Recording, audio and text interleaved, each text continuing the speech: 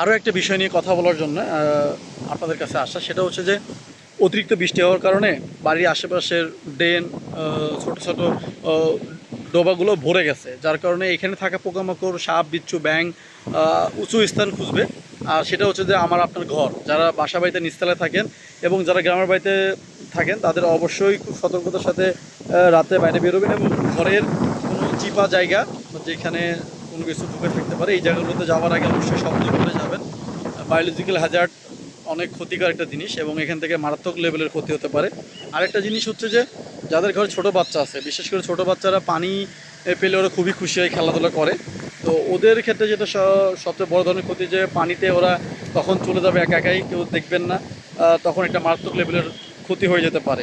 তো এই জন্যে ছোটো বাচ্চাদেরকে খুবই কেয়ারফুলি হ্যান্ডেল করবেন, বিশেষ করে এই মরশুমটাতে। আর এখন তো অতিরিক্ত বৃষ্টির কারণে আরও সব জায়গায় পানি জমে গেছে। তো যাই হোক, ধন্যবাদ সবাইকে। দুটো বিষয় নিয়ে কেয়ারফুলি থাকবেন। আর যেটা সকালে বলছিলাম সেটা হচ্ছে যে বাইরে যাওয়ার আগে অবশ্যই সাথে রেইনকোট বা ছাতা নিয়ে যাবেন। আর মোবাইল, মানি ব্যাগ ঠিক রাখার জন্য অবশ্যই জিপ লক ব্যাগ বা ব্যাগ আপনার দামি মোবাইলটা সংরক্ষণ করা সম্ভব।